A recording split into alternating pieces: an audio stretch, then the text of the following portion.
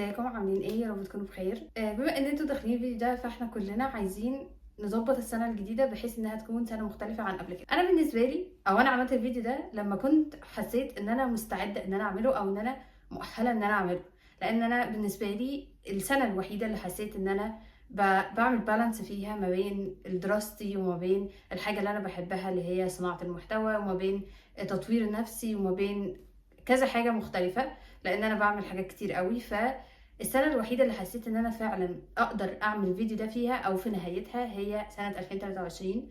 بالرغم من انها كانت سنه سيئه على ناس كتير قوي، بس هي كانت بالنسبه لي سنه كويسه جدا. عملت فيها حاجات كتير قوي قوي، قابلت فيها ناس مختلفه، اتعرفت فيها على ناس جديده، عملت فيها حاجات مختلفه كتير جدا، وزرت اماكن عمري ما زرتها في حياتي كتير جدا، اكتر من اي سنه قبل كده. زرت اسكندريه لاول مره في حياتي، اتعرفت على ناس بجد انا سعيده وفخوره ان انا اتعرفت بيهم، فادوني بشكل كبير جدا جدا جدا جدا. وفي السنه دي حققت حاجات كويسه جدا في الحاجه اللي انا بداتها وما كنتش عارفه نهايتها ايه، اللي هي صناعه المحتوى، وبقدمها بطريقتي انا بشخصيتي انا من غير ما اضطر ان انا اقلد حد او افيك شخصيه مش شخصيتي، وده دايما اللي بتكلم فيه. ودي حاجات كلها انا بجد بجد فخوره ان انا عملتها. لما بقعد كده اسكرول في الصور القديمه او في الاركايف والحاجات دي، بكون فعلا فعلا مبسوطه ان انا الحمد لله خدت التجارب دي، والحمد لله ده ما اثرش بشكل سلبي او جه بشكل او باخر على دراستي اللي الحمد لله حققت فيها الحاجه اللي انا كنت عايزاها. يعني اللي عايزه اقوله ان قبل كده حياتي مش مثاليه، ودلوقتي حياتي مش مثاليه، وحياتي عمرها ما هتبقى مثاليه. بس الفكره ان انا في نهايه السنه لما باجي اعمل ريكاب كده بلاقي ان فعلا السنه دي انا قدرت احقق فيه حاجات كويسه على مستوى الدراسي وعلى المستوى المهني وعلى المستوى الترفيهي، وعلى الفكره ان انت تعمل بالانس. البالانس ده مهم جدا، وبيحسسك ان انت بتنجز، بس في نفس الوقت انت ما خرجتش من السنه دي اكزوستد، ما خرجتش من السنه دي وانت منهك وانت حاسس ان انت كنت بتحارب. لا، انا خرجت من السنه دي ناجح ومبسوط. هي دي الفكره. فلما قعدت كده انالايز واحلل السنه دي واشوف كده ايه الحاجات الكويسه اللي انا عملتها والحاجات اللي انا تجنبتها في السنه دي، الحمد لله خلت لي سنه 2023 من احسن السنين اللي عدت عليا في حياتي.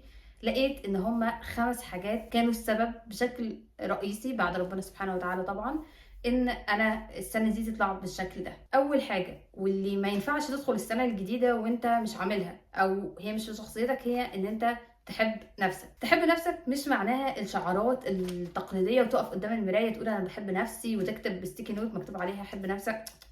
مش الطريقه دي خالص. تحب نفسك معناها ان انت تحط نفسك اولويه بس. يعني ايه تحط نفسك اولويه؟ يعني اول حاجه تيجي في دماغك في اي موقف، هل الحاجه دي هتفيدني، هتبسطني، متوافقه مع شخصيتي، مش هتخليني متضايق وانا بعملها، مش هتخليني اتنازل عن مبادئي، مش هتخليني ابقى في اي نوع من انواع الضغط عليا عشان اعملها. خلاص، طالما متوافقه مع الشروط دي انا هعملها. لو مش متوافقه مع الشروط دي انا مش هعملها. انا مش هاجي على نفسي عشان خاطر حد، انا مش هاجي على مبادئي عشان خاطر حد. لازم تكون دي اولويه بالنسبه لك، انك تحترم وقتك وتحترم رغباتك وتحترم حياتك. ده نوع من انواع حب الذات.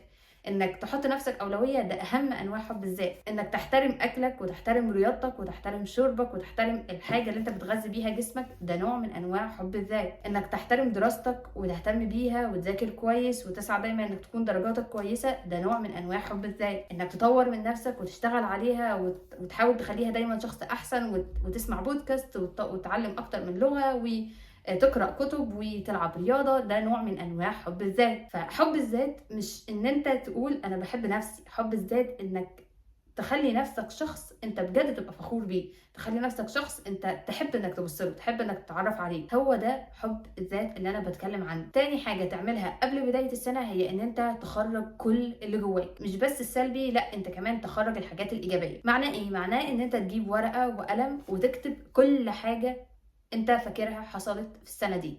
الاشخاص اللي انت قابلتهم وكانوا كويسين، والاشخاص اللي انت قابلتهم وما كانوش كويسين، الحاجات اللي عملتها وفرحتك، والحاجات اللي لما عملتها زعلتك، الحاجات اللي خلتك ما تحققش الحاجات اللي انت عايزها، الحاجات اللي منعاك انك تنزل الجيم، الحاجات اللي منعاك انك تاكل اكل صحي، الحاجات اللي منعاك انك تتعلم لغه جديده، الحاجات اللي منعاك انك تبتدي تشتغل على نفسك، الحاجات اللي منعاك انك تجيب درجات كويسه. تبتدي كده تخرج وتانلايز كل حاجه حصلت السنه دي، عشان الحاجات الكويسه واللي ساعدتنا نعمل حاجات كويسه فرحتنا وجابت نتائج كويسه نكتر منها، والحاجات السلبيه اللي جابت نتائج سلبيه واللي خلتنا متضايقين او بنعيط او الاشخاص اللي كانوا السبب في ده نبعد عنهم تماما. عايزاك تقعد مع نفسك كده قعده ثيرابي، تخلي الورقه دي هي الثيرابيست وانت بيشنت، وتقعد بقى تتكلم معاها في كل حاجه حصلت السنه دي عشان تعرف ايه اللي ورا كل حاجه بتحصل في حياتك، ايه السبب اللي مخلي الحاجات الوحشه ايه هو سببها، واللي مخلي الحاجات الكويسه ايه هي سببها. تالت حاجه وممكن تكون صادمه للبعض هي انك ما تعملش خطط للسنه الجديده. بالنسبه لي حاجه مش منطقيه ان انت تقعد تعمل خطط للسنه الجديده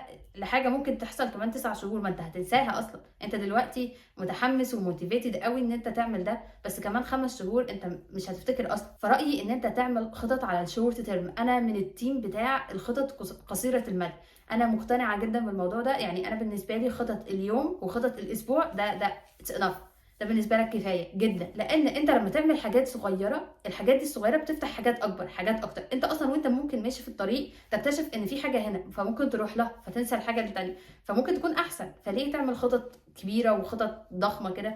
طب ما ايه رأيك مثلا نعمل خطة ان احنا هنروح الجيم اول شهر، بعد كده نروح الجيم تاني شهر، وهكذا. فعشان ما تكونش هارش على نفسك وتقعد بقى تسمع الكلام اللي هو اعمل خطط للسنة الجديدة وانا هبقى هعمل. انت كم مرة عملت خطط في حياتك وما اتنفذتش؟ خلاص بقى خلاص، يعني نسيبنا من الخطط دي ونبتدي نعمل حاجات واقعية. حاجات واقعية بمعنى ايه؟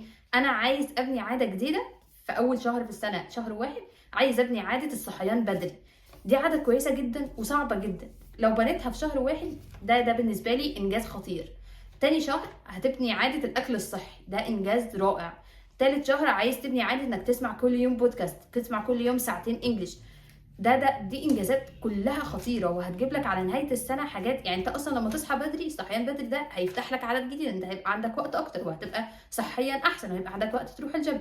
فكل عاده بتبني اللي بعدها، كل عاده بتبني اللي بعدها. بس انت ما تتعاملش مع نفسك على اساس ان انت انسان خارق، انت تتعامل مع نفسك على اساس ان انت بني ادم عادي ليه اخطائه، ومجرد ان هو عايز يكون احسن في السنه الجديده، مش عايز يكون احسن حد في الدنيا، جاست ان هو عايز يكون شخص كويس، فيرجن احسن من نفسه، مش احسن من اي حد خالص، هو يكون احسن من نفسه. رابع حاجه هي انك تبني روتين. الروتين عندنا في مجتمعاتنا واخد صوره سيئه جدا جدا جدا. الروتين ده حاجه وحشه، وان الناس اللي بتتبع الروتين دي ناس سيئه او ناس ممله. بس من واقع تجربه شخصيه، عمرك ما هتحقق اي حاجه في دماغك من الحاجات اللي انت عايزها الا لما يكون عندك روتين. يعني ان انت عمرك ما هتنفذ الروتين 100% طول السنه، ده مستحيل. ولكن ان يكون عندك الفلكسبيليتي، ان انا النهارده مثلا الروتين بتاعي باظ شويه في الصحيان، ما يبص في المذاكره، باظ في الاكل، ما يبص في الجيم، وهكذا. يعني حاول ان انت تكون فلكسبل، يكون عندك الاريحيه ان انت تغير ده. كل الناس الناجحه في حياتها كلهم عندهم روتين، فلو انت عايز تكون من ضمن الناس الناجحه دي لازم يكون عندك روتين في حياتك.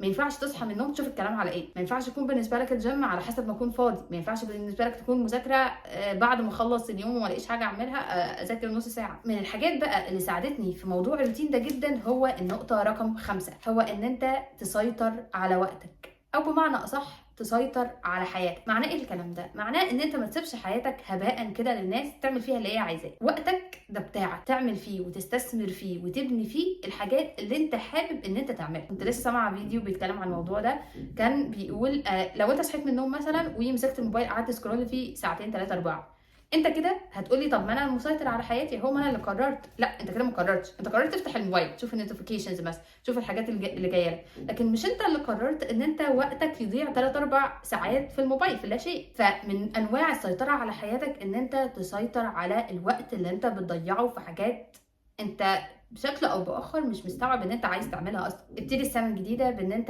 تاكسبت نفسك بكل عيوبها، بكل حاجه موجوده فيها، وتتقبل ان احنا كلنا بني ادمين عندنا اخطاء وكلنا فينا حاجات سيئه جدا. ابتدي السنه ان انت عندك نيه ان انت تعمل حاجات كويسه تخلي نفسك في المستقبل فخوره بيك. بس